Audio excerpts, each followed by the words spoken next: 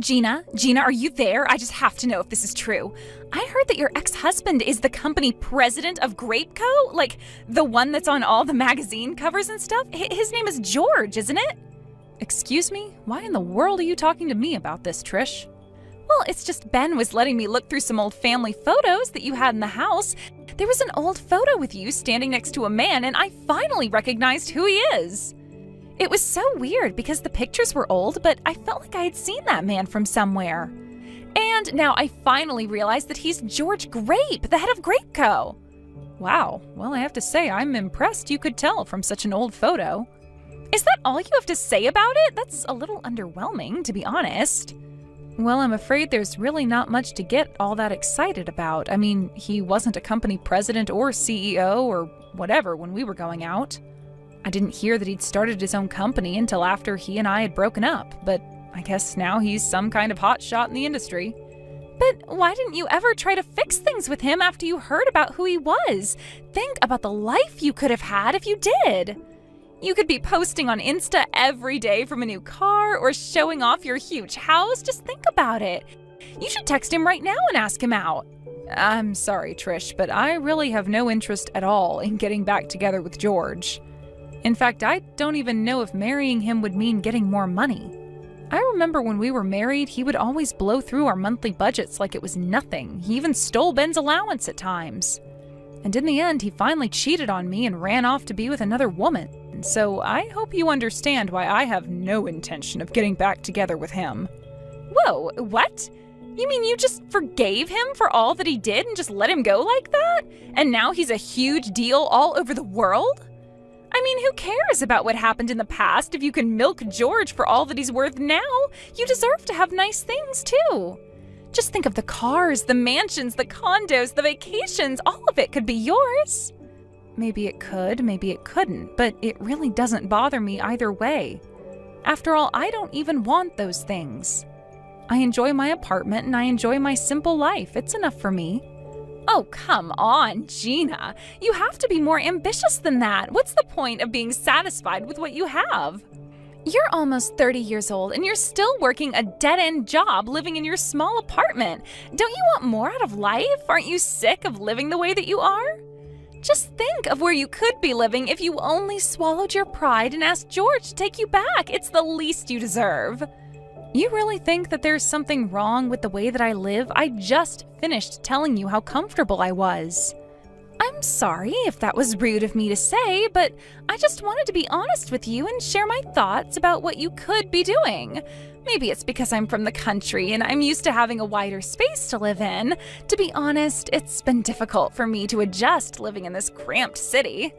I mean, I feel like a dog in a cage some days that I'm here, and I was just shocked the first time that I came over to your house.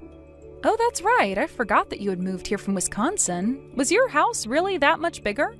I feel like I could probably fit at least 7 of your apartments in the old house that I grew up in back out there.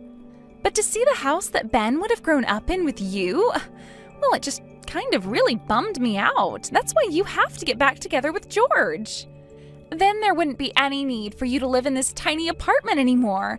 It's not like there aren't big places in the city. You just need more money to get there. Well, while I appreciate your suggestion, Trish, I really just have no intention at all of getting back together with George. It was one of the happiest days of my life when he and I were divorced. Besides, he cheated on me and left me to be with another woman.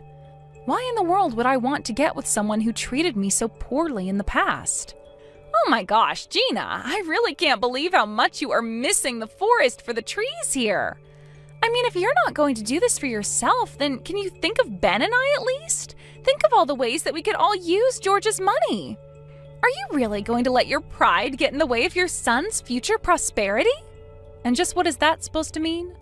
I mean that if you get back together with George, then Ben might have a chance of taking over Grapeco when George steps down. And if he does that, then that means that I'll be the wife of a CEO and never ever have to work another day in my life. So please don't let your pride ruin the chances for me to have the dream life that I've always wanted to have. You really want to live in some fancy condo that badly, Trish? Well, it's not just that. I mean, think of what will happen at our wedding. So many rich people would be invited because of George, and we'd make out like bandits with cash gifts. Trish, I really don't think that you're thinking about this realistically. I mean, do you not think you're taking this fantasy just a little too far? Fantasy? The only one living in a fantasy is you, if you really think that it's okay to live the way that you're living. This is your chance to escape from it all. I mean, how can you be blind to the sad life that you're living right now? I just can't understand why you think this is okay. Trish, I'm not saying that I don't see the points you're making. Yes, my apartment is rather small, and yes, I don't make all that much money. But the point is that it's my life, and I'm very comfortable where I am, so please stop trying to pressure me to change that. Mom, are you there? It's just horrible. I can't believe it. Why didn't you ever tell me that my real dad was the CEO of a huge company? I take it that Trish had something to do with this, didn't she? Well, of course she did. She was the one who told me the whole truth about who my dad really is. I can't believe that. I'm actually the son of Grapeco's own George Grape. And how could you hide this from me, Mom? What's the matter with you? I have a right to know this. Ben, you've known who your father is this whole time, and I've told you that you don't want anything to do with that man. I know that he looks impressive on social media and all of that, but you don't know George like I do. I mean, when he left us behind, did you know that he even found a way to get out of paying child support? I seriously can't believe that you're making excuses for yourself like this, Mom. What are you talking about? My dad gave me child support money all of the time. Or at least he tried to. But you were the one who always told him to take his money and never come back. But I know for a fact that my real dad never once forgot about me or chose to abandon me. And you have no idea how much pain it's caused me not being able to see him. Don't tell me that you've actually found a way to reconnect with him. I have, actually. In fact, Dad and I were just together earlier today, if you must know. It had been 20 years since you two divorced. I hadn't seen him since I was in elementary school. I can't even remember the last time I cried like that, but I did when I saw him today. Ben, what is the matter with you? Why would you go and meet someone like that? He left us and never gave us a cent of child support, and he never once reached out to contact you. You're not reading my messages, Mom. He did offer me money and has asked to meet me countless times, but that I never took him up on his offer was secretly crushing me this whole time. That's why I was so happy to finally get to meet him. He even gave me $20,000 as back pay. What? Did he really give you that much money? That's right. What else could you expect from someone as impressive as him? I mean, for him, $20,000 was probably like a penny or something. But I never ever had that much money in my life before. I didn't even know what to say to him. Well, you should tell him to take his money back. I am serious. You don't want anything to do with that man. And you probably don't even want to know what he had to do for that money. I know that he seems great right now, but I am telling you that he is nothing but trouble. You really think that I'm going to give the money back? It's my money. He said it was all the child support he would have paid me. And now you're trying to tell me that I'm not entitled to that. You're just jealous, aren't you? You're mad because I got the money and you didn't.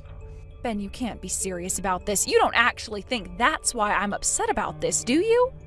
I am your mother, and I am only saying this to you for your own good. How is any of this for my own good?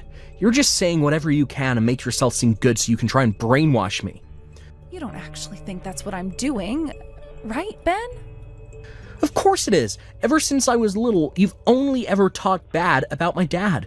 You called him a cheater and a cheapskate, and that's all I ever knew about him. But now that I finally met him and listened to his side of the story, I know that the divorce was actually all your fault. Dad never did anything wrong. Oh, come on. You really are just going to believe that it's all my fault your father and I got divorced? Of course. He told me all about how you never ever supported him and how that pushed him to cheat on you. And you're really buying that story? Dad told me it was always his dream to own his own company, but that you were always shooting his ideas down and telling him to give up on his dreams and get a real job. You made Dad feel cornered and alone, so it's only natural that he would resort to cheating on you the way that he did. And yet you still had the gall to play victim. That's why Dad finally realized that it was hopeless trying to fix things with you and ran off. I can't believe that you're really buying all of this. I thought you were smarter than this, Ben. All you had to do was be a good wife and help Dad chase his goals. But instead you chose to run him off, and that's why you have the life you have now. This is what you get for not being there for Dad when you should have been. Is this all what George told you? Ben, you cannot believe a single word that man says to you. I gave birth to you. I raised you on my own for 20 years, and you really think that I've been doing it all to hide the truth about your father from you? You really want to try and play the mom card now? You're nothing but a poor old lady. It's all your fault that I grew up in a broken home with no father. You should have been there for him, but instead you got mad over an affair you forced him into. I could have been next in the line to take over his company. And just what is wrong with the life I gave you growing up? I never remember you complaining about anything when you were a child. I was always there for you, always did my best to provide for you, and never ever had to send you to bed without making sure you'd eaten that day. I may only work part-time, but over my time working, I strived for any chance at career advancements and raises that I could get. I was even earning as much as a regular employee at my company for a while. Oh, just shut up already. I'm sick and tired of you trying to spin the truth for me. I don't care how hard you say you worked. You still lied to me, and you stole my chance at a good life. I could have been driving fast cars, traveling the world, making tons of money, and instead we had to live together in your tiny little apartment. I did all that I could for you. Why are you acting this way? You read this message well, Mom. You're nothing but a poor old lady pretending to be someone she's not. I wish I'd grown up with Dad instead of you. I'm never, ever going to come back to your tiny little apartment ever again. Ben, please, you are acting absurd.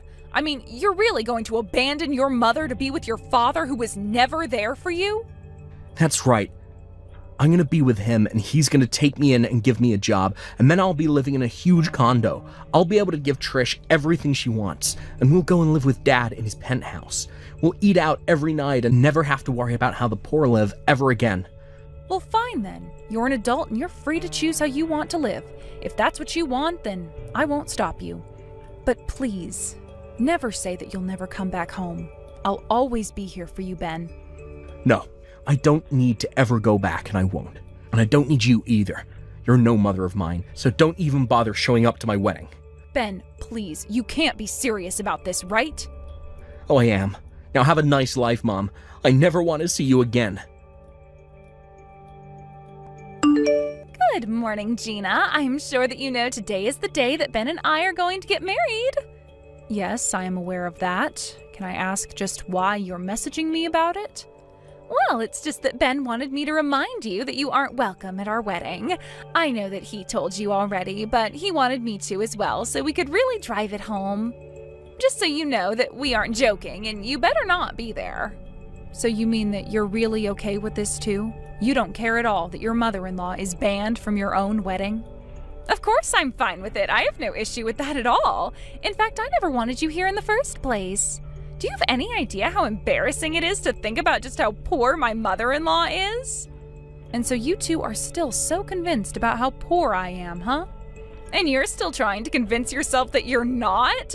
Just seeing the state of your house, it was too obvious. But I'm not going to hang around and let my marriage be weighed down by a poor old woman like you. All my friends have great relationships with their mothers-in-law. Some of them even give my friends money as an allowance, and they told them they'd never ever need any nursing or help when they're older. But you, it's obvious that when you're older, you're going to be demanding money from Ben and I, so it's obviously better to get rid of you now. I see. Well, I guess I wasn't aware that you felt so strongly on the matter. It's really not even a choice when you think about it. A poor old mother-in-law or a rich and successful father-in-law. George is going to be our ticket to the top. He's going to let Ben take over his company, and then we'll be living in the lap of luxury for the rest of our lives. I can't believe that Ben is really choosing to live as George's son rather than my own. Are you really? I'm not. I'd make the same choice if I were him.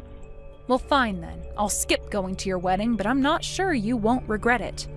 And just why in the world would we do that, huh? I'm done having this conversation with you.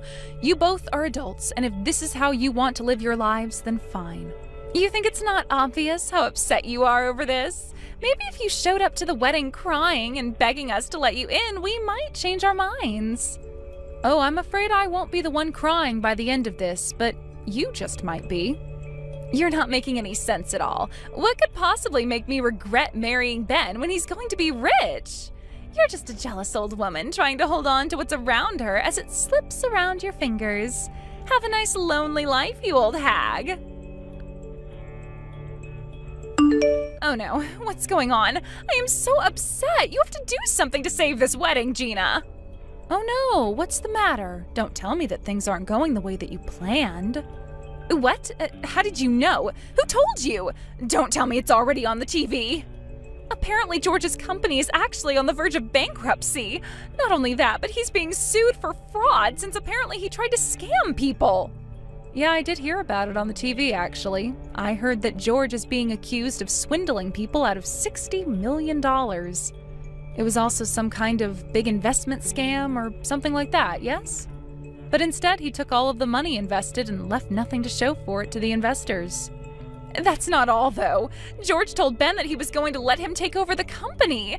But now that Ben is all wrapped up in this, we have a bunch of reporters outside our house. They've been there since this morning. Oh, wow. Well, that's really rough for you, isn't it? But that's not the worst of it. The worst is that George managed to escape from the apartment. We have no idea where he is, and he's not picking up our calls. So now we're being accused as conspirators of George. Wow. Well, it sounds to me like you two played right into his hand then, didn't you? But at least you got that $20,000 that George gave to Ben, right? I just hope it doesn't come out that that money was dirty as well. No. You don't think that George was trying to set us up all along, do you? Please, you have to do something to save us. I thought we had finally made it, and then right after our wedding, the news broke.